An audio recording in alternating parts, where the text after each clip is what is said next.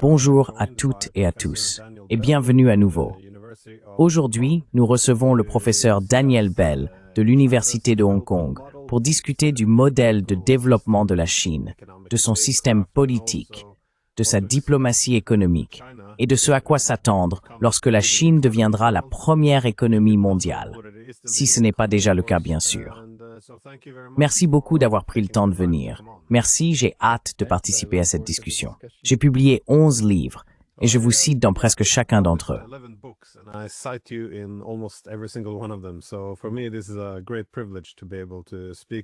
Pour moi, c'est un grand privilège de pouvoir m'entretenir avec vous aujourd'hui, donc encore merci. Je pensais qu'un bon point de départ serait votre livre sur la méritocratie en Chine, où vous décrivez la gouvernance chinoise comme un mélange fondé sur le mérite et l'expérimentation, mais comportant aussi de forts éléments de démocratie. Je me demandais si vous pouviez nous aider à mieux comprendre le système politique chinois, car on en parle de plus en plus souvent en termes de slogans politiques ou...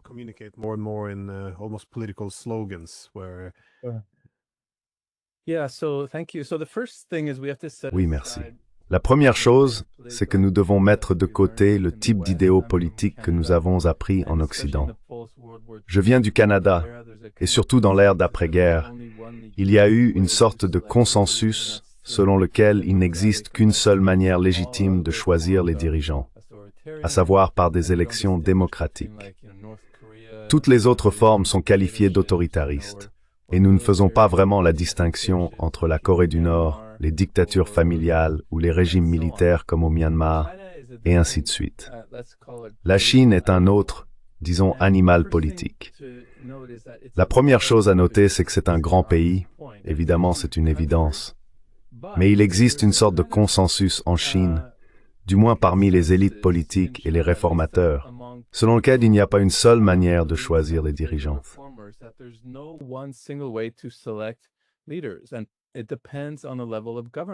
Et cela dépend du niveau de gouvernement. Au niveau le plus bas, dans les villages par exemple, la plupart des villageois connaissent très bien leurs dirigeants. Il est logique d'y recourir à des élections démocratiques, car les gens savent qui est susceptible d'être corrompu, qui ne l'est pas, qui est plus compétent et qui l'est moins. Mais plus on monte dans le système politique vers le sommet, plus la relation entre le peuple et les dirigeants devient distante, et les citoyens n'ont tout simplement pas les informations nécessaires pour porter de bons jugements. Au plus haut niveau, les décisions sont également beaucoup plus complexes. Je veux dire, pensez aux décideurs au sommet du gouvernement en Chine.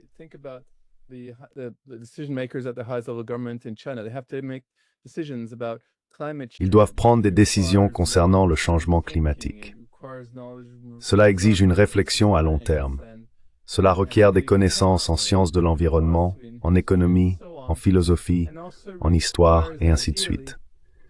Cela demande aussi, idéalement, une longue période de formation à des niveaux inférieurs du gouvernement afin d'augmenter la probabilité que les dirigeants prennent des décisions politiques éclairées. Au plus haut niveau de l'État, j'appelle cet idéal la méritocratie politique. Bien sûr, ce n'est pas mon invention. Il s'agit simplement de donner du sens à ce qui existe déjà. En chinois, on appelle cela Zheng Xianxi, et c'est l'idée selon laquelle le système politique devrait viser à sélectionner et promouvoir des responsables publics dotés d'une capacité et d'une vertu supérieures à la moyenne.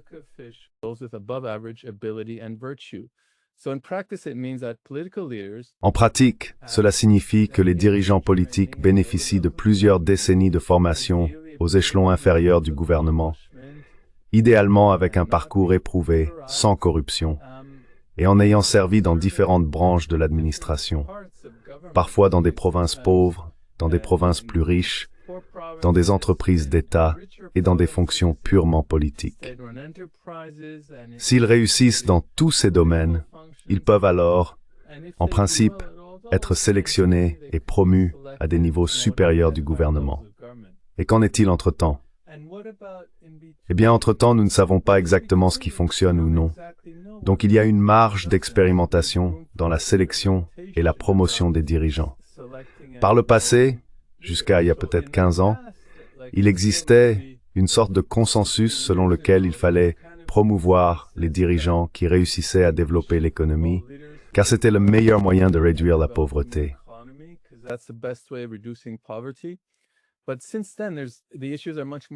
Mais depuis, les problèmes sont devenus bien plus complexes, n'est-ce pas? Il existe un énorme fossé entre les riches et les pauvres. Des catastrophes environnementales et la réduction de la pauvreté restent un enjeu. Alors, comment pouvons-nous sélectionner et promouvoir des dirigeants selon ces différents types de critères? Eh bien, nous menons des expériences. Nous voyons si cela fonctionne dans une province. S'il existe un moyen d'évaluer avec précision la capacité à promouvoir la durabilité environnementale, par exemple à Hangzhou, alors cela pourrait être généralisé à d'autres régions de la Chine. C'est pourquoi, en tant qu'idéal, ce livre cherche simplement à donner du sens à ce qui existe déjà.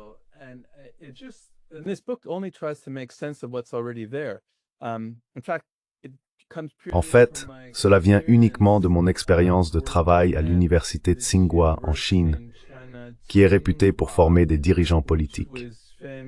J'ai réalisé que mes collègues débattaient de questions telles que comment sélectionner des dirigeants dotés d'une capacité et d'une vertu supérieure à la moyenne? Quelle capacité compte? Quelle vertu compte? Quelle est la relation entre la capacité et la vertu? Comment évaluer la capacité? Comment évaluer la vertu? Et comment cela fonctionne-t-il différemment selon les niveaux de gouvernement? Je me suis dit, waouh, c'est un sujet fascinant. J'ai donc écrit un livre qui tente de donner du sens à cet idéal.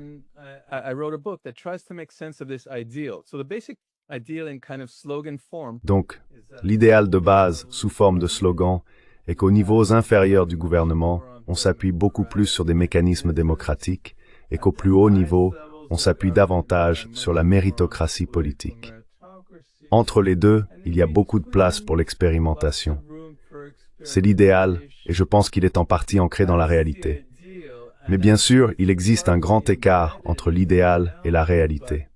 Vous savez, on constate encore, par exemple, qu'il y a beaucoup de corruption dans le système. Et si le système fonctionnait bien, il n'y aurait pas de corruption, n'est-ce pas? Parce que la vertu signifie au minimum ne pas être corrompu. Mais la question est, quelles normes devons-nous utiliser pour évaluer le progrès ou le recul politique?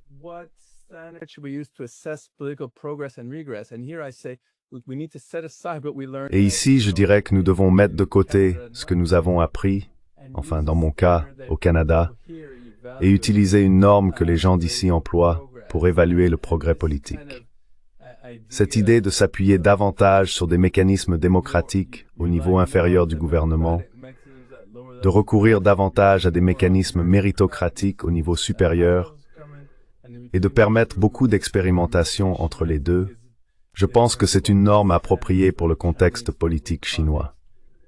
En raison de la taille du pays, en raison de sa culture politique, cet idéal de méritocratie politique a une longue histoire. Et au cours des dernières décennies, il y a eu une transformation radicale du système politique.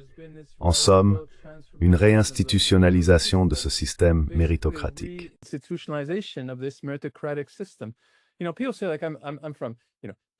Vous savez, les gens disent souvent, « Waouh, en Chine, il n'y a eu aucune réforme politique, beaucoup de réformes économiques, mais aucune réforme politique, parce que la même organisation est toujours au pouvoir. » Mais je veux dire, la Chine d'aujourd'hui, comparée à celle de la révolution culturelle, c'est une situation complètement différente, un système politique complètement différent, non? La révolution culturelle, c'était le chaos total et la destruction de la bureaucratie. Depuis, on a tenté de rétablir un système bureaucratique complexe, où les fonctionnaires sont d'abord sélectionnés par des examens, puis évalués selon leur performance aux échelons inférieurs du gouvernement, ce qui reflète en gros ce qu'on trouvait dans la plupart de la Chine impériale. Pas tellement sur le fond, mais sur la forme. C'est donc vraiment fascinant, je trouve, d'explorer et de comprendre cela. Désolé pour la réponse un peu longue.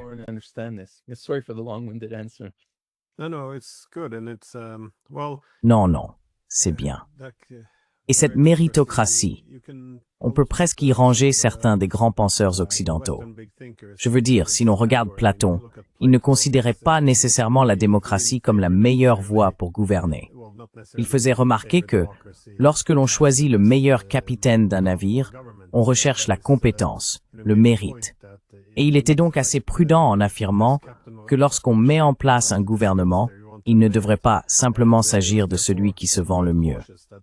Il y a donc une forte. C'est aussi pour cela que Platon était d'ailleurs assez critique quant à la durabilité de la démocratie. Pourquoi elle pouvait être une étape transitoire vers la tyrannie. Mais,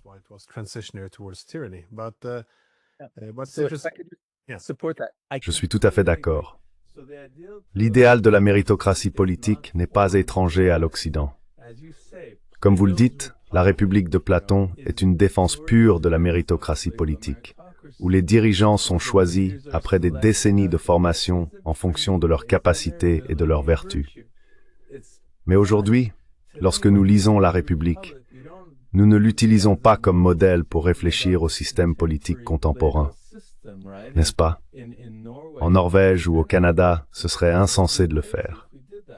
Même à la fin du 19e siècle, John Stuart Mill, le grand libéral, disait « Eh bien sûr, tout le monde n'a pas la capacité de porter des jugements politiques éclairés. Nous devrions accorder des votes supplémentaires aux électeurs instruits. » Si je disais cela à Montréal, les gens penseraient « Ce type est fou ». Quelque chose a changé en Occident.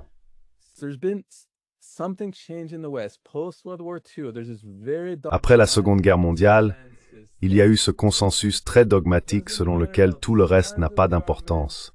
La taille du gouvernement, la culture politique, l'histoire, les conditions nationales. Il n'existe qu'une seule manière légitime de choisir les dirigeants. C'est une idée folle, mais c'est fondamentalement un pur dogme qui a saisi les esprits en Occident. Désolé pour la polémique, je ne fais qu'approuver ce que vous dites.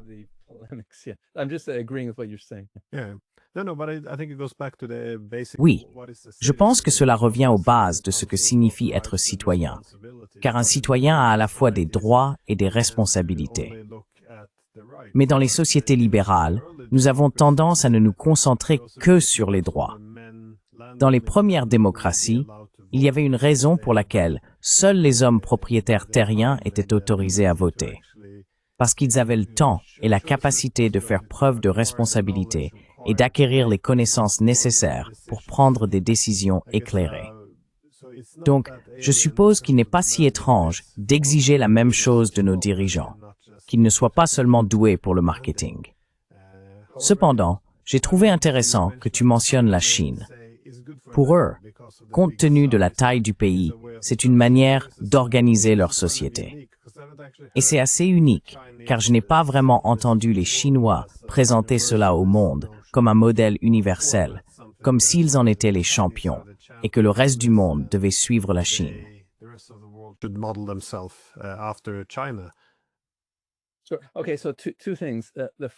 Alors d'accord, deux choses. D'abord, à propos de ce que tu as dit plus tôt, l'idéal de la méritocratie repose aussi sur cette idée d'égalité des chances au départ, que l'on retrouve également dans la République de Platon, n'est-ce pas? Où les femmes comme les hommes pouvaient être gardiens, c'est-à-dire rois et reines philosophes. C'est similaire en Chine. Dans la Chine impériale, il y avait le système des examens auxquels seuls les hommes pouvaient participer. Mais aujourd'hui, pour progresser dans le système politique, tout le monde a une égalité des chances. D'abord en passant le Gao, cet examen ultra compétitif pour entrer à l'université, puis à travers ce qu'on appelle le Gongyuan Kaoshi, l'examen pour les fonctionnaires publics.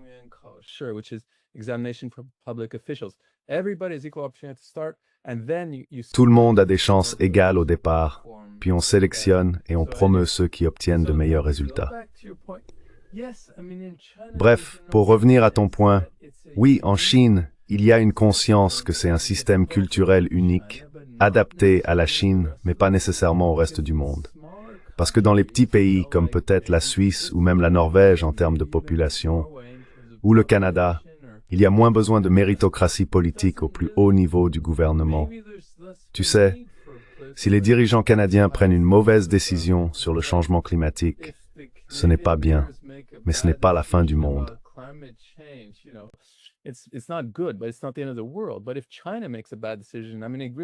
Mais si la Chine prend une mauvaise décision, je veux dire, ça pourrait vraiment signifier la fin du monde tel que nous le connaissons, plus ou moins, à cause des armes nucléaires, et ainsi de suite.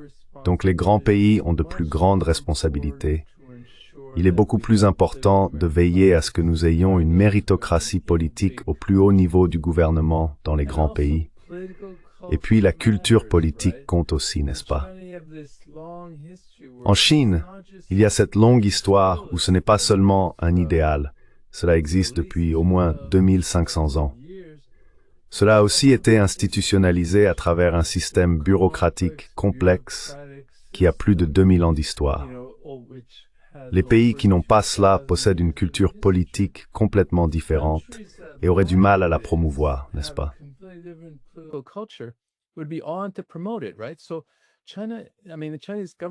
Donc la Chine, je veux dire le gouvernement chinois et les intellectuels, sont pleinement conscients que c'est contextuel. C'est pas quelque chose à exporter. D'autres pays comme les États-Unis veulent exporter leurs idéaux politiques. Et sur ce point, on peut être à environ 99% sûr. J'ai été doyen dans une école appelée Université du Shandong, une grande université publique de la province du Shandong, qui se trouve dans une région d'environ 100 millions d'habitants. Nous avions de nombreux étudiants diplômés venant de pays comme le Laos et l'Éthiopie, qui voulaient en apprendre davantage sur le système politique chinois. Mais ce n'était que des éléments, des fragments. L'idée que l'ensemble du système politique chinois puisse être exporté, disons, au Rwanda, c'est complètement fou, non? Mais certains aspects peuvent être étudiés. Voilà, enfin, oui.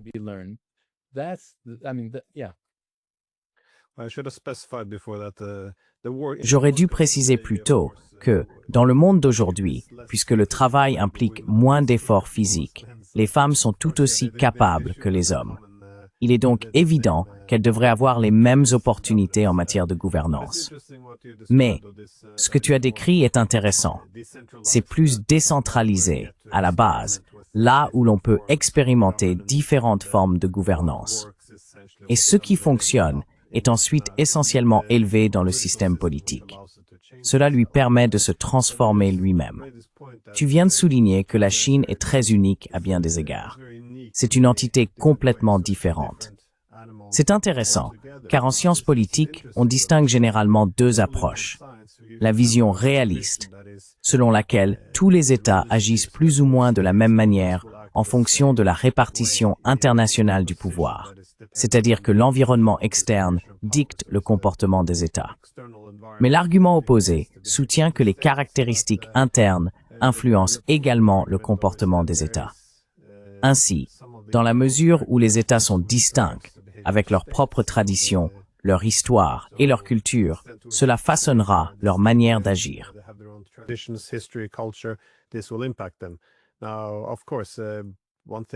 Bien sûr, une seule théorie ne prouve pas tout.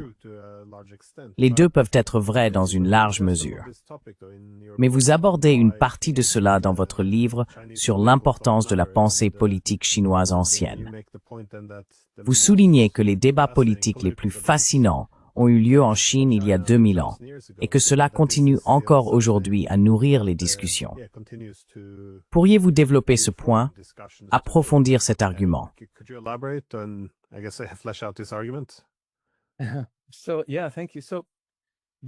Merci. Avant que la Chine ne soit unifiée sous le premier empereur autoproclamé, Qin Shi Huangdi, il y a environ 2200 ans, ce n'était pas encore un pays unique. Il existait différents États qui se disputaient la suprématie politique.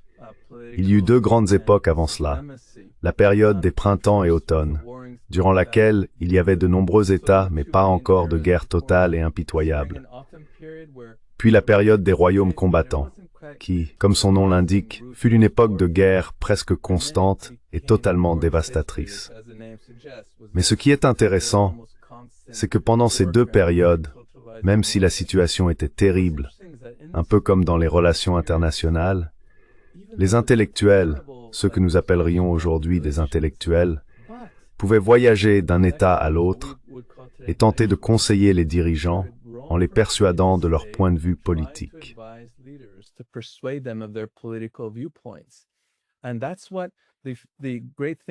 Et c'est ce que les grands penseurs qui sont devenus connus comme les fondateurs de la tradition confucéenne, tels que Confucius, Mencius et Xunzi, ainsi que ceux qui sont devenus connus comme les fondateurs de la tradition légaliste, tels que Han Feizi et Shang Yang, sans oublier les moïstes et les daoïstes, avaient tous des idéaux politiques différents.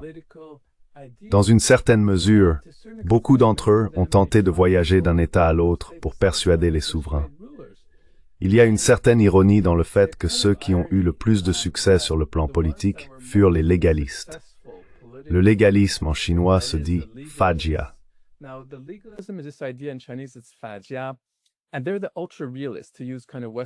Ce sont les ultra-réalistes. Pour reprendre une terminologie un peu occidentale, l'idée selon laquelle ce qui importe dans un État, c'est l'accumulation et l'expansion du pouvoir étatique. On peut employer n'importe quel moyen pour y parvenir, sans contrainte morale. Ce qui fonctionne, en fin de compte, c'est la peur et la force militaire. À l'intérieur du pays, il faut s'appuyer sur des punitions sévères pour contrôler la population, un militarisme large et impitoyable. C'est la seule voie vers le succès. Les légalistes ont été assez prospères, car ils étaient les conseillers de l'État de Qin, qui a fini par unifier la Chine en s'appuyant sur ses méthodes impitoyables.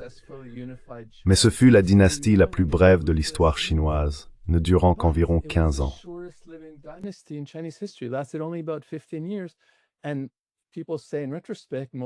Les gens disent, rétrospectivement, que l'opinion courante en Chine est que cela s'est effondré à cause d'une cruauté excessive. À la longue, le peuple n'en pouvait plus. Dès qu'il a eu l'occasion de se révolter, il l'a saisi. Leurs principaux opposants étaient les Confucéens, qui affirmaient que non, la manière d'établir un pouvoir durable et stable passe par ce que nous appellerions aujourd'hui le soft power, par l'exemple moral, la persuasion, les rituels qui unifient le peuple et des modes d'action harmonieux qui reconnaissent les différences et les conflits, mais cherchent à les résoudre pacifiquement, menant parfois même à quelque chose de meilleur.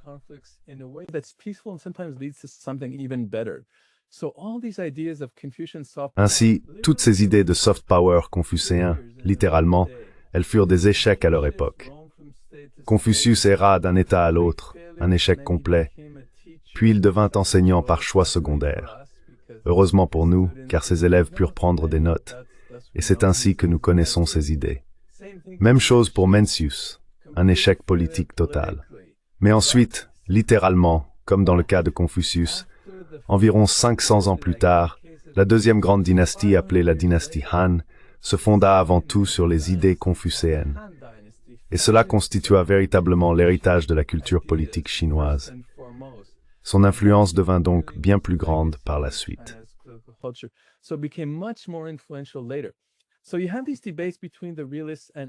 Ainsi, il existe ces débats entre les réalistes et les idéalistes dans la culture politique chinoise, qui sont tout à fait fascinants, mais peu connus en Occident, du moins dans le monde anglophone. Ce que j'essaie de faire dans ce livre, c'est de reprendre leurs idées, de les préserver dans leur forme originale, de les rendre accessibles et divertissantes, et de les faire débattre de ces questions intemporelles, comme celle de savoir ce qu'est une guerre moralement justifiée. Par exemple, dans un chapitre, je mets en scène Mencius, qui est un fervent défenseur de ce que nous appellerions aujourd'hui l'idéalisme, face à Shang Yang, qui défend vigoureusement ce que nous appellerions le réalisme. Ce n'est pas une correspondance exacte, mais c'est à peu près similaire. Et je les fais débattre d'une question contemporaine, comme celle de savoir si la Chine continentale devrait recourir à la force pour prendre le contrôle de Taïwan.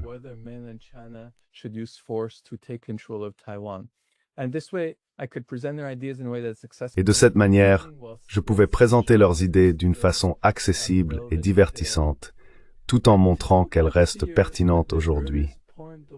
Mais pour revenir à ton point précédent, la manière dont tu décris le réalisme contemporain, comme disant que tout tourne autour du pouvoir de l'État et que l'histoire, on s'en fiche. Je m'excuse de vulgariser tes propos, Mais cette attitude du type « peu importe l'histoire et la culture » correspond, dans une certaine mesure, à la vision des légistes. Tu sais, Shangyang et les autres, ils affirment que peu importe qui sont les gens ou quelles sont leurs croyances. Une fois que nous appliquons ces principes légalistes, par exemple, dans leur cas, récompenser les soldats selon le nombre de têtes ennemies qu'ils ont prises, c'est une approche purement comportementale. Plus tu tues d'ennemis, plus tu dois être promu.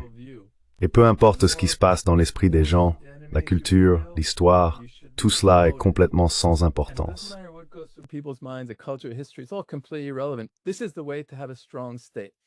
C'est ainsi que l'on obtient un État fort. En ce sens, c'est assez proche de ces points de vue. Je ne veux pas déformer la position de certains réalistes d'aujourd'hui qui soutiennent que tout repose sur la puissance de l'État et que l'histoire n'est pas pertinente. Eh bien, les Confucéens disent non. En réalité, il faut l'envisager autrement.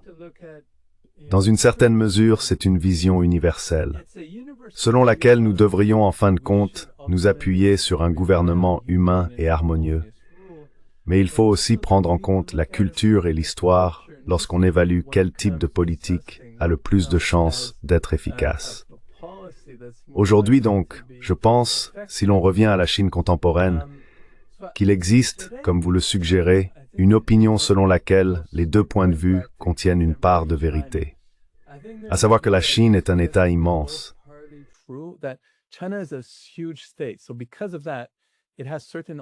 Donc, à cause de cela, elle a certaines obligations et responsabilités similaires à celles d'autres grands États, simplement en raison de sa taille. Cela ne dépend pas de la culture ou de l'histoire. Nous avons une obligation, par exemple, comme mentionné plus tôt, en ce qui concerne le changement climatique, la régulation des armes nucléaires et de l'intelligence artificielle, ainsi que le maintien d'une économie mondiale stable. Nous avons cette obligation à cause de notre taille. Et lorsque nous traitons avec de petits États, eh bien, pour être franc, ce n'est pas une relation complètement égale, n'est-ce pas? Je veux dire, ils ne le diront pas souvent ouvertement, mais c'est simplement un fait que lorsque le Canada traite avec la Chine, c'est un peu comme une relation entre un petit frère et un grand frère.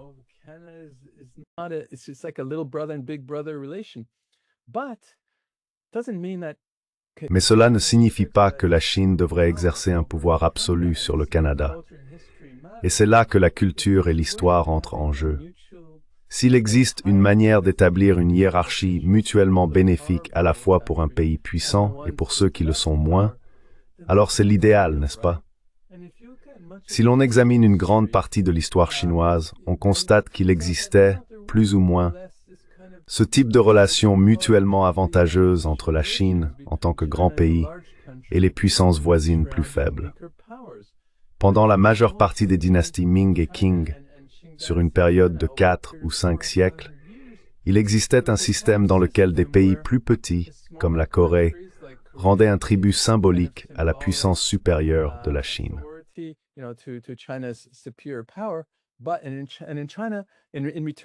Mais en retour, la Chine offrait des avantages économiques à la Corée. Ce système a duré plusieurs centaines d'années, avec très peu de guerres entre les États. Cela est bien démontré par David Kang et d'autres. Dans la société contemporaine, il existe cet idéal. Encore une fois, je ne veux pas paraître purement utopique. Bien sûr, il y a un énorme écart entre l'idéal et la réalité. Mais il subsiste l'idée que la meilleure façon d'interagir avec d'autres pays, même plus petits, est de conclure des accords mutuellement bénéfiques qui profitent aux deux parties. Et parfois, la Chine, en tant que grand pays, a effectivement des obligations supplémentaires pour aider les pays plus pauvres. Par exemple, lorsque la Chine a conclu un accord de libre-échange avec l'ASEAN, elle a déclaré « Nous allons d'abord abolir nos propres droits de douane et vous donner quelques années pour le faire vous-même, car vous êtes plus petit et plus vulnérable. »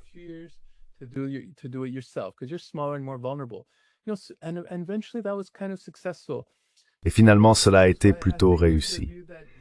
Donc je pense qu'il y a une vision selon laquelle, oui, d'un côté c'est une vision réaliste, nous sommes grands, et c'est un fait. Cela ne dépend ni de la culture, ni de l'histoire. Mais d'un autre côté, nous ne sommes pas une puissance expansionniste au même degré que d'autres grands pays l'ont été par le passé, que ce soit les États-Unis ou l'Europe.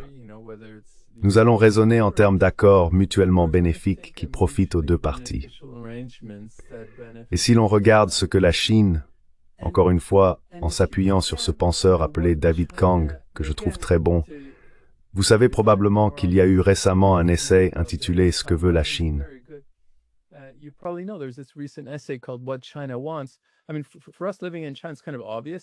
Je veux dire, pour nous qui vivons en Chine, c'est assez évident. Ils ont examiné les discours des dirigeants chinois et ce qui est enseigné dans les écoles chinoises. Il n'y a rien de cette rhétorique expansionniste.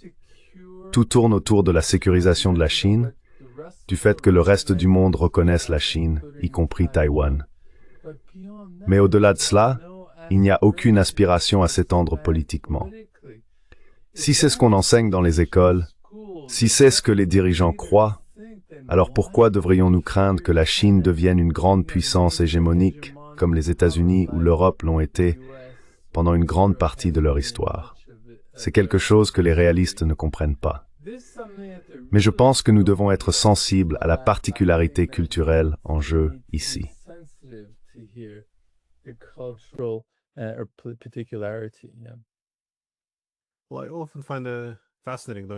Eh bien, je trouve cela souvent fascinant, notamment en ce qui concerne la manière dont ils se comportent dans le système international. Comment comprennent-ils l'harmonie en Chine? Parce que bien sûr, nous utilisons aussi le mot harmonie en Occident. Mais l'idée d'harmonie que nous avons souvent en Occident repose sur l'hypothèse que si tout le monde adopte la démocratie libérale, c'est en quelque sorte la thèse de Francis Fukuyama, si nous nous conformons tous à la démocratie libérale, plus précisément au modèle américain, alors nous connaîtrons une paix perpétuelle. Il y aura harmonie entre les États. Mais dans la rhétorique chinoise, on entend souvent le mot « harmonie » utilisé non pas comme une uniformisation, mais plutôt comme une coexistence pacifique entre ce qui est différent. En somme, les civilisations, les cultures et les sociétés demeurent différentes. Mais la question est alors, comment parvenir à l'harmonie et à la bonne entente? En d'autres termes, il n'est pas nécessaire qu'il y ait un vainqueur. L'un n'a pas besoin d'imposer sa forme de gouvernance à l'autre. Pensez-vous que c'est une manière juste de voir les choses?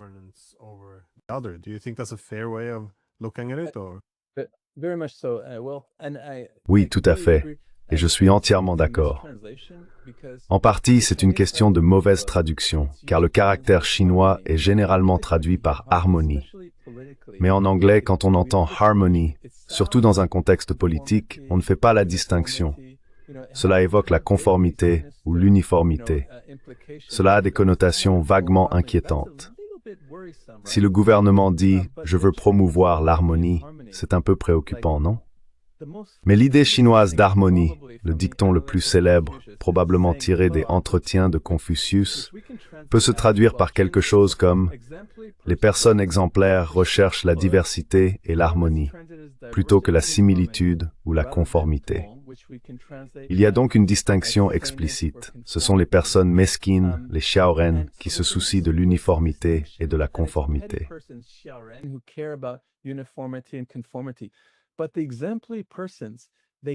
Mais les personnes exemplaires, tout d'abord, cette idée de « eux », reconnaissent le pluralisme, la diversité et même le conflit. La question est, comment y faire face? Nous devrions y faire face de manière pacifique. Et d'une certaine façon, c'est que le tout est plus grand que la somme de ses parties. Les métaphores utilisées sont en réalité similaires à celles de l'anglais. Quand on pense à l'harmonie musicale, c'est assez semblable, n'est-ce pas? Il n'y a pas qu'une seule note. Il y en a plusieurs qui ensemble créent la beauté. C'est similaire. Mais ils utilisent aussi d'autres métaphores, comme celle de la soupe. Un seul ingrédient a un goût fade, comme le sel. Il faut ajouter différents ingrédients pour faire une soupe plus savoureuse, n'est-ce pas? C'est aussi politique.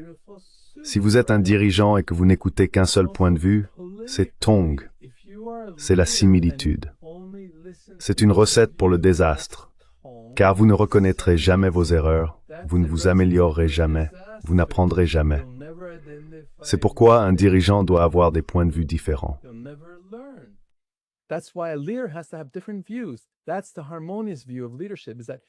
La conception harmonieuse du leadership consiste à reconnaître explicitement qu'il faut avoir des points de vue différents, puis à essayer de faire en sorte que ces points de vue fonctionnent ensemble d'une manière harmonieuse qui n'entraîne pas de conflit, ou du moins pas de violence.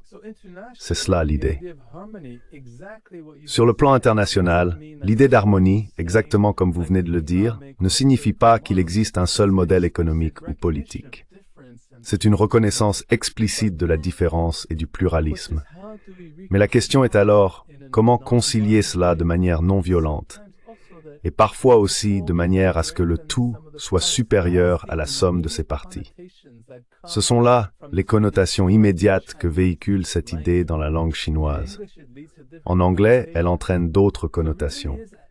À un certain niveau, c'est donc réellement une mauvaise traduction. Si nous pouvions traduire « he » par diversité et harmonie, ou même différence et harmonie, je pense que les anglophones le comprendraient mieux, sans toutes ces incompréhensions.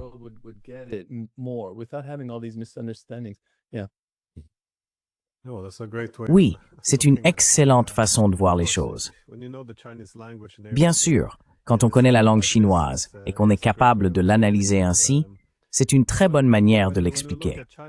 Mais quand on regarde la Chine, l'une des raisons pour lesquelles elle est souvent crainte en Occident ne tient pas seulement au malentendu sur son système politique. C'est aussi à cause de sa puissance pure et simple. Ce n'est pas seulement sa taille, son territoire, et bien sûr sa population immense. Mais ce que le monde n'avait encore jamais vu, c'est cette ascension économique spectaculaire, passant d'une pauvreté extrême dans les années 70 et au début des années 80 à cette croissance incroyable. Selon vous, quelle est la recette de la Chine derrière cette ascension économique?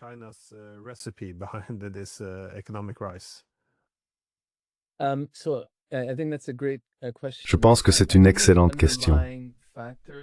Je crois qu'il existe des facteurs sous-jacents plus profonds, culturels, selon la manière dont on veut les qualifier.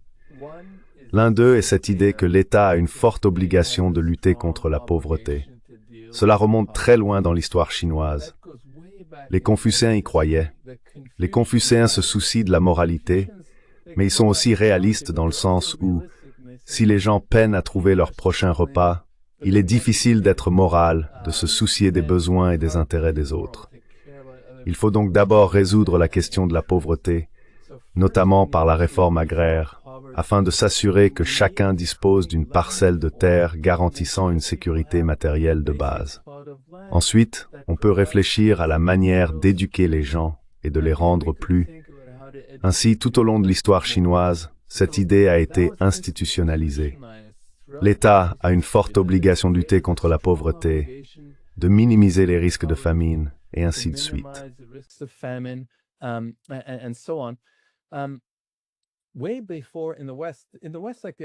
Bien avant, en Occident, l'idée que l'État ait l'obligation de s'occuper de la pauvreté n'a qu'environ 400 ans d'histoire. Avant cela, oui, Aristote reconnaissait le problème des différentes classes, mais c'était en raison de l'instabilité. Jusqu'à récemment, on n'a jamais considéré que l'État avait le devoir de s'occuper de la pauvreté. Quoi qu'il en soit, l'État devrait œuvrer à améliorer le bien-être matériel des gens. Pourquoi l'idéal communiste a-t-il trouvé un écho en Chine? C'est en partie à cause de cet idéal plus ancien, selon lequel les socialistes, les confucéens et d'autres encore s'accordent à dire que l'État a l'obligation de s'occuper de la pauvreté. De plus, dans la tradition confucéenne, une partie de la culture politique qui façonne la vie quotidienne des gens repose sur cette vision intergénérationnelle du bien-être.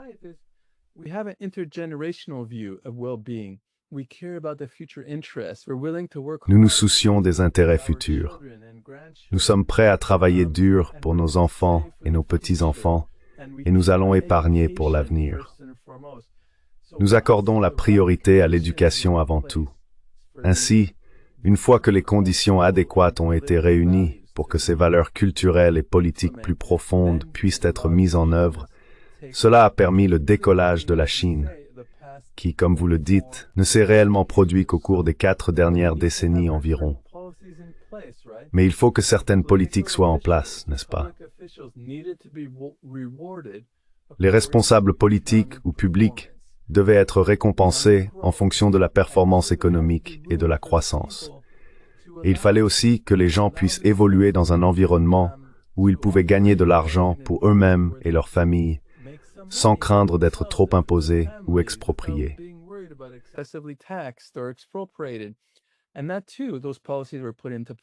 Et ces politiques ont également été mises en place. Ainsi, tous ces facteurs, les facteurs culturels plus profonds, cette vision du monde, cette idée que l'État a l'obligation de lutter contre la pauvreté, puis, par la suite, au cours des dernières décennies, une structure d'incitation pour les responsables publics et pour la population, tout cela a permis ce décollage. Pendant les premières décennies, il s'agissait d'une croissance purement économique. Mais désormais, on reconnaît que cela ne suffit pas. Il faut se soucier de la réduction de la pauvreté, de la diminution de l'écart entre riches et pauvres, de la durabilité environnementale, et ainsi de suite.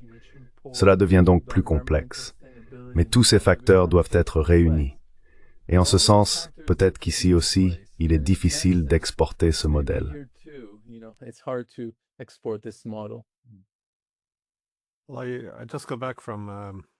Je reviens tout juste de Wuhan, où j'ai donné quelques discours. J'y expliquais que, bien sûr, il existe de grandes différences, mais aussi certaines similitudes entre le système américain et l'économie chinoise.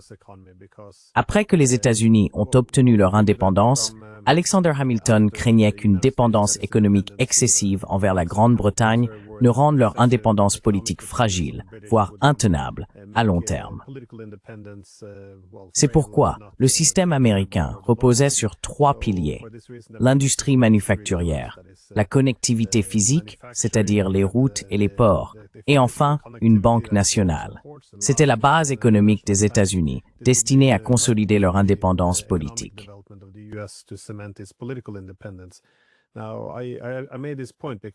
J'ai soulevé ce point parce qu'en Chine, on peut observer, et pas seulement en Chine, mais aussi dans de nombreux pays qui suivent un modèle similaire, même s'ils ne l'appellent pas ainsi, des politiques industrielles très puissantes et une ambition d'établir une souveraineté technologique. C'est donc le premier pilier. Le deuxième pilier, ensuite, est la connectivité. Bien sûr, il existe d'immenses projets d'infrastructures à travers la Chine, mais aussi désormais dans le cadre de l'initiative La Ceinture et la Route à l'échelle mondiale. Et le troisième pilier, bien entendu, concerne le développement par la Chine de ses banques de développement, de ses systèmes de paiement et de ses expérimentations avec différents types de monnaies nationales pour le commerce. Une partie de cela relève de la souveraineté nationale. Le reste vise à former un système multipolaire. Mais je suppose que le point que je voulais souligner, c'est que une grande partie de ce que fait la Chine aujourd'hui ne devrait pas nous sembler si étranger.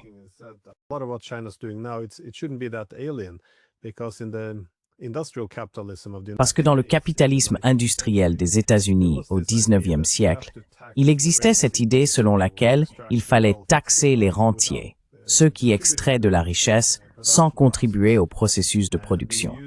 Et nous avons utilisé cet argent pour financer les infrastructures et l'éducation, ce qui a renforcé à la fois la compétitivité économique et le niveau de vie. Même Adam Smith parlait de la nécessité de rendre le capitalisme plus moral, de le réformer. Donc ce que font les Chinois n'est pas vraiment si étranger. Cela ne devrait pas nous sembler si étranger. Mais voyez-vous la Chine capable de maintenir ce modèle? Parce que si l'on regarde les États-Unis aujourd'hui, l'économie est très financiarisée. Tous ces principes du XIXe siècle semblent avoir disparu, ce qui est bien regrettable. Pensez-vous que la Chine ait une meilleure capacité à conserver ce modèle de développement économique?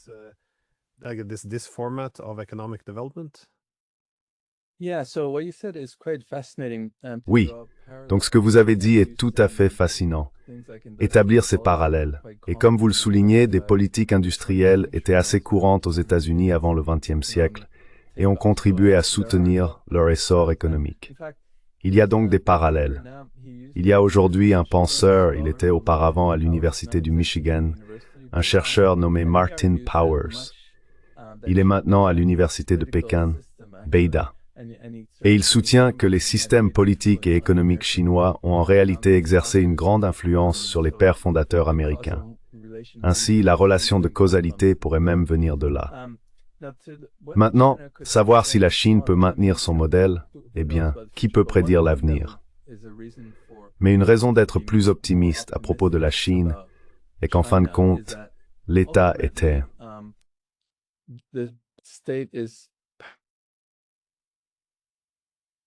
ou le bien-être du peuple, et pour contenir les entreprises qui accumulent trop de pouvoir. Parce que les entreprises, par leur nature même, se soucient avant tout du profit, de l'avantage de leurs actionnaires, n'est-ce pas?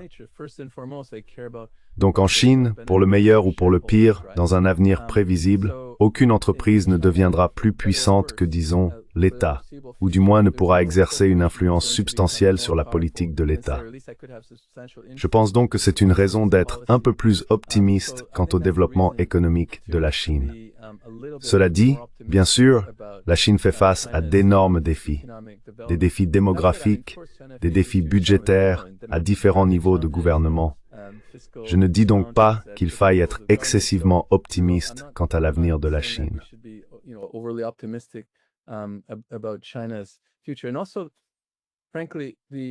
Et aussi, franchement, le type d'environnement international qui renforce les forces paranoïaques au sein de l'appareil de sécurité chinois est parfois une mauvaise nouvelle pour le développement économique.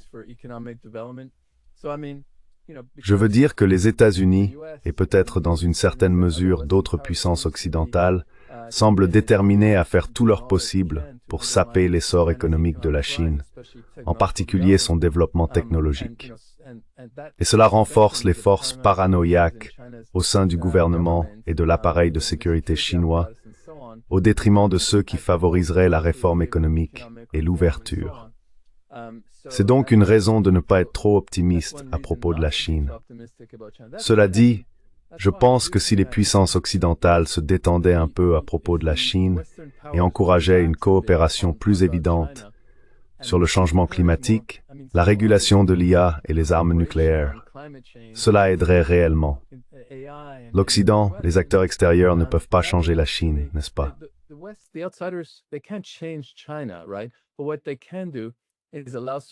Mais ce qu'ils peuvent faire, c'est permettre à certaines forces en Chine de réaliser des choses qui seraient autrement difficiles. Vous savez, nous l'avons vu par exemple lorsque la Chine a rejoint l'OMC. Cela a entraîné des licenciements massifs. Mais ensuite, les réformateurs pouvaient dire « Regardez, c'est pas de notre faute. Nous avons rejoint l'OMC, nous devons le faire. » Et maintenant, si quelque chose de similaire se produit, le camp de la sécurité pourrait dire « Regardez, ce n'est pas de notre faute. Les États-Unis essayent de nous mettre la pression. Bien sûr que nous devons faire cela. » S'il y en avait moins, cela renforcerait, je pense, les forces réformatrices et plus ouvertes d'esprit, appelons-les ainsi, au sein du système politique chinois à l'avenir. Du moins, c'est mon opinion.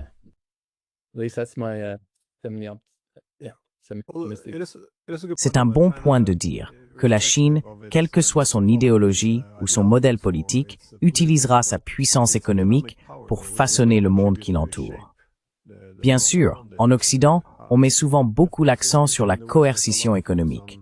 On emploie tous ces termes comme l'initiative, la ceinture et la route, en la qualifiant de piège de la dette et ainsi de suite. Mais comment voyez-vous l'utilisation de la puissance économique de la Chine sur la scène internationale?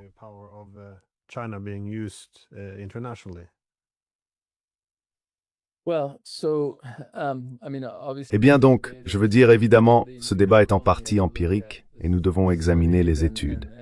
Mais de manière générale, le système politique en Chine, il y a des problèmes internes liés à une capacité industrielle excessive. Ainsi, l'initiative La ceinture et la route a été en partie, sinon principalement, influencée par le besoin d'atténuer une partie de cela et d'en promouvoir une partie à l'étranger. Maintenant, encore une fois, cela revient à ce que je disais plus tôt. Si cela pouvait être fait d'une manière mutuellement bénéfique pour la Chine et les autres pays, ce serait très bien, n'est-ce pas? Parfois, bien sûr, cela ne fonctionnait pas toujours, la Chine étant perçue comme une sorte de puissance dominante. Mais dans l'ensemble, les autres pays participant à l'initiative La Ceinture et la Route ont généralement accueilli cela favorablement. Et il y a de bonnes raisons à cela, car elle était perçue comme une situation gagnant-gagnant.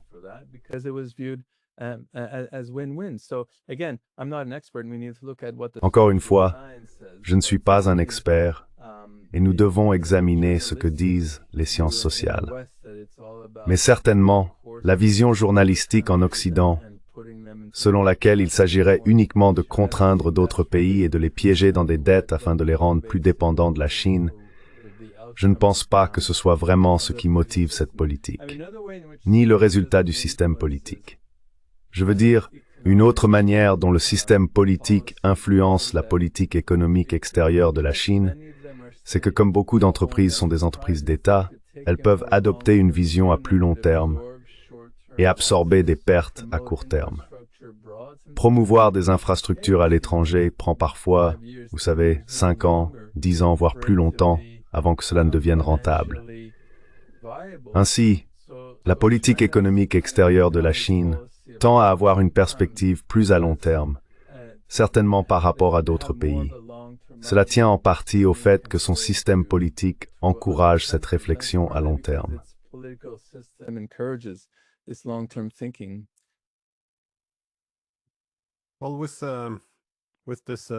Eh bien, les Chinois appellent cela une montée pacifique.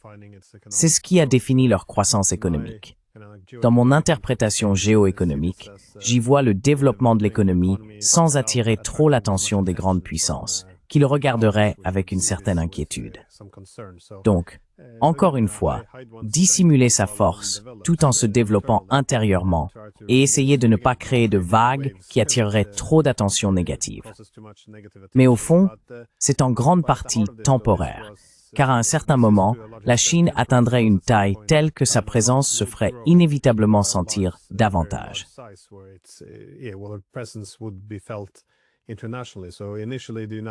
Au départ, les États-Unis étaient plutôt satisfaits que la Chine reste à l'écart des affaires internationales. Mais ensuite, bien sûr, en voyant la Chine se développer, ils ont commencé à s'inquiéter. Ils voulaient que la Chine fasse entendre sa voix, car ils souhaitaient savoir quel type de Chine émergerait lorsqu'elle deviendrait plus puissante. Et nous voyons maintenant que la montée pacifique s'est poursuivie. Eh bien, je ne suis pas sûr que ce soit une mauvaise interprétation, mais cela s'est désormais traduit par cet esprit de Shanghai. Autrement dit, oui, nous sommes désormais, vous savez, une grande puissance, mais nous continuerons à poursuivre ces jeux à somme positive, fondés sur le bénéfice mutuel.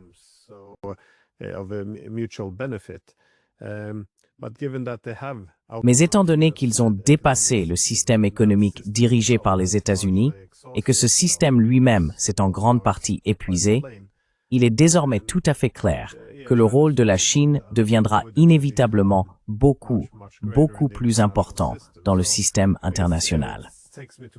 J'en viens donc à ma dernière question. Comment la Chine se comportera-t-elle une fois devenue la puissance dominante?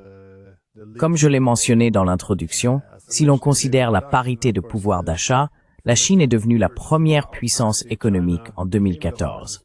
Mais on suppose souvent qu'elle chercherait à instaurer un système hégémonique semblable à celui des États-Unis. Et c'est généralement là que se situe la divergence. La Chine sera-t-elle fondamentalement différente, ou deviendra-t-elle, ou cherchera-t-elle à devenir une autre puissance hégémonique?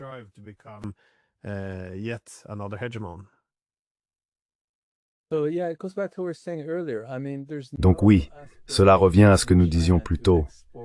Je veux dire, il n'y a aucune aspiration en Chine à exporter son système politique. Donc cela n'arrivera pas. Si d'autres pays souhaitent en apprendre certains aspects, c'est très bien. Et la Chine pourrait aider en matière de formation et d'éducation à cet égard.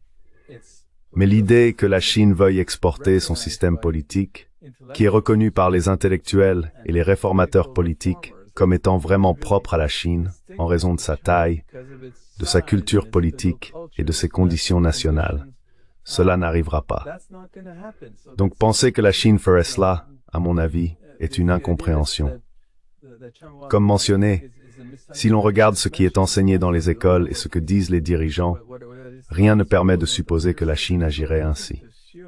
Ce que la Chine pourrait être disposée à faire, c'est collaborer avec d'autres puissances sur les défis mondiaux.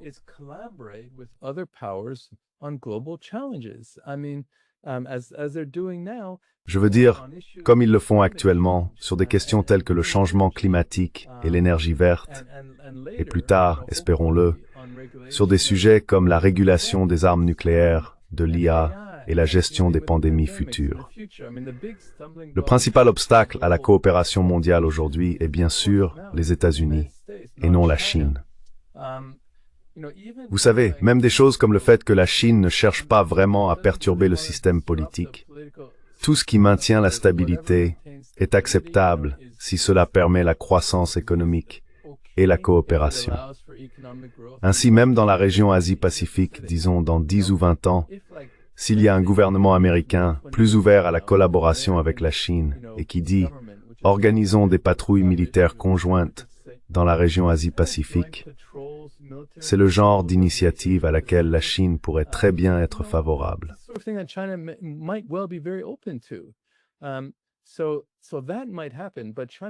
Donc cela pourrait arriver, mais la Chine n'essaierait pas unilatéralement d'exporter son modèle politique, ni d'utiliser la force militaire au-delà, vous savez, de ce qui est considéré comme la Chine proprement dite. Je veux dire, c'est presque inconcevable. Bien sûr, des choses peuvent se produire, mais c'est extrêmement improbable. C'est étrange, j'étais justement en Australie hier, et c'était fascinant d'apprendre que depuis le début du 19e siècle, il existe en Australie cette peur d'une invasion chinoise. Cela me paraît tellement fou. Mais cette peur est toujours là. Comment peuvent-ils croire cela? Cela repose en partie sur une mauvaise compréhension de la Chine, peut-être même en partie sur un certain élément de racisme. Sinon, c'est difficile à comprendre.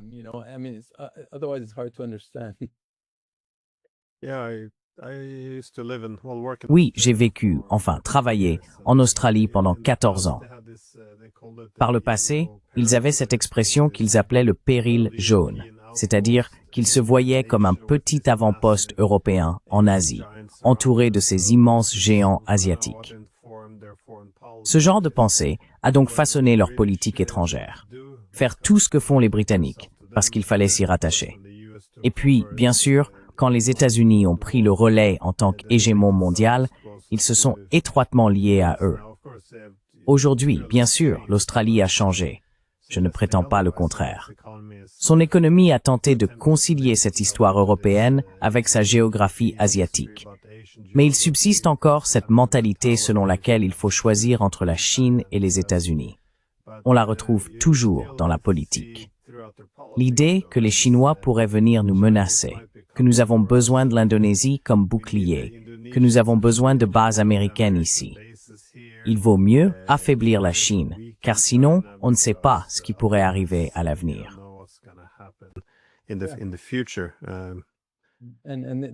Et le système éducatif aussi. Je veux dire, j'ai été choqué d'apprendre qu'il y a à peine quelqu'un dans les universités qui enseigne la philosophie et la culture politique chinoise. Je veux dire, comment peut-on comprendre le pays sans cela?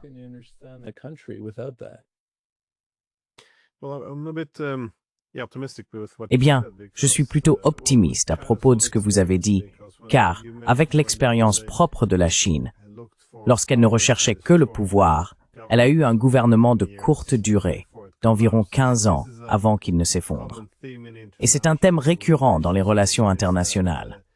Dans la victoire, les grandes puissances finissent souvent par se vaincre elles-mêmes, car les États ne peuvent pas se contenir. C'est là le problème essentiel. Ainsi, lorsque les États-Unis sont sortis de la guerre froide et que l'Union soviétique s'est effondrée, cela a été célébré comme une victoire. Mais, comme l'ont soutenu des universitaires éminents tels que Stephen Walt, le problème des États-Unis à ce moment-là, c'était eux-mêmes.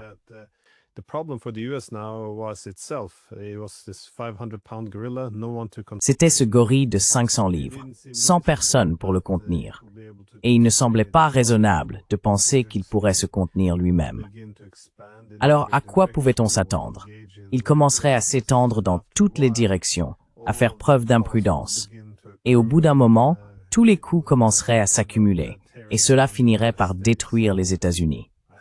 Maintenant, je pense que cela ne concerne pas seulement les États-Unis. Bien sûr, c'est là le problème, le coût de l'hégémonie.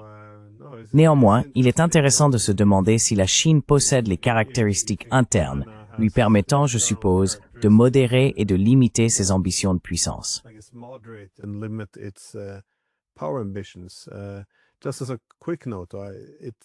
Juste une petite remarque. On disait autrefois la même chose des États-Unis. Si l'on regarde des économistes comme Friedrich List, il faisait déjà remarquer en 1827 que la politique économique américaine n'était qu'au nom de la liberté. Il ne recherchait que la liberté et l'indépendance, contrairement aux Britanniques, qui visaient l'hégémonie. Mais, bien sûr, dans les années 1840, le sentiment avait un peu changé. Désormais, les Britanniques devaient s'allier à l'Allemagne, car il fallait contenir la puissance brute des États-Unis. Cela suggère donc, en quelque sorte, que le pouvoir finit toujours par influencer les intentions. Mais oui, une dernière question. Je pensais à la Chine, où j'ai aussi ressenti tout cet optimisme autour de l'ouverture, et à quel point cela a été gratifiant.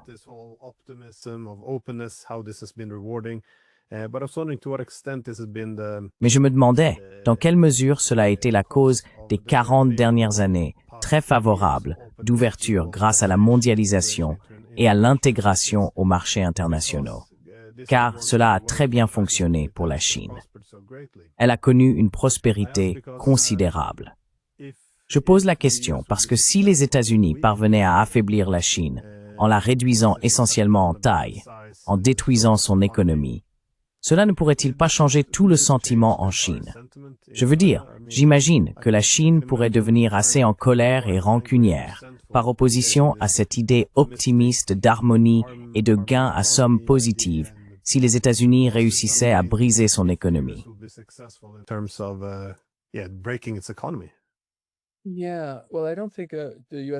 Oui, eh bien, je ne pense pas que les États-Unis pourraient réussir parce que, enfin, c'est vrai que la Chine dépend des exportations et que la mondialisation lui a été bénéfique à cet égard. Mais la Chine est un immense pays avec un vaste marché intérieur et c'est vraiment le cœur de son économie. En plus, maintenant, les Chinois, je ne suis pas un expert, se tournent beaucoup plus vers le sud global pour la coopération et les exportations. Donc oui, mais quand même, supposons que les États-Unis et d'autres puissances aient la capacité d'affaiblir le développement économique de la Chine. Est-ce que cela conduirait à plus de ressentiment en Chine? Je veux dire, bien sûr, cela rendrait les gens plus pessimistes.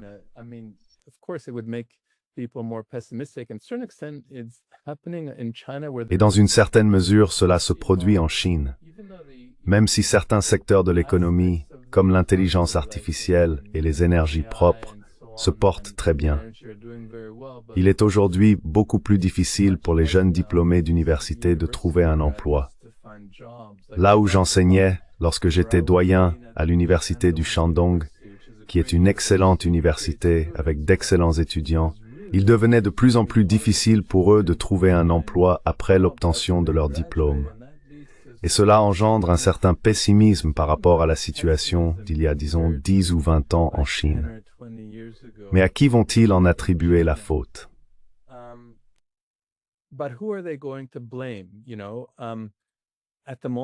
Tu sais, en ce moment, je ne pense pas qu'ils blâment vraiment le gouvernement chinois.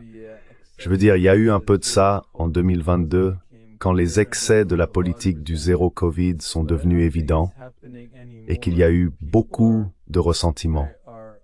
Mais je ne pense pas que ce soit encore le cas aujourd'hui. Les gens savent que c'est pas vraiment le gouvernement chinois qui est à blâmer pour les problèmes de la Chine, du moins pas dans une large mesure. Vont-ils blâmer les États-Unis ou d'autres pays d'essayer de faire pression sur la Chine? En partie, oui. Mais cela irait-il jusqu'à ce que la Chine veuille, tu sais, entrer en guerre contre les États-Unis? Ce serait une idée folle. Et je pense que c'est extrêmement, extrêmement, extrêmement improbable.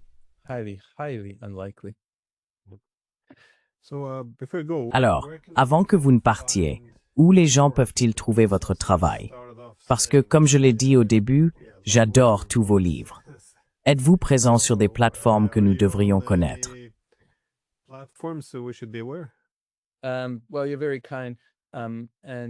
Eh bien, vous êtes très aimable. Et oui, moi, pas vraiment. Je veux dire, en Chine, tout le monde utilise WeChat, vous savez, Weixin. Mais bien sûr, oui, pas seulement les endroits habituels. Amazon en est un. Merci pour le... Oui, mes livres ont été publiés au cours des, disons, 20 dernières années par Princeton University Press, donc ils sont tous disponibles sur le site web de Princeton University Press. Merci. Oui, je laisserai un lien dans la description vers les différents livres. Encore une fois, je ne saurais trop les recommander. Merci beaucoup d'avoir pris le temps. Mosse, et sur le commentaire, est-ce que je suis bien?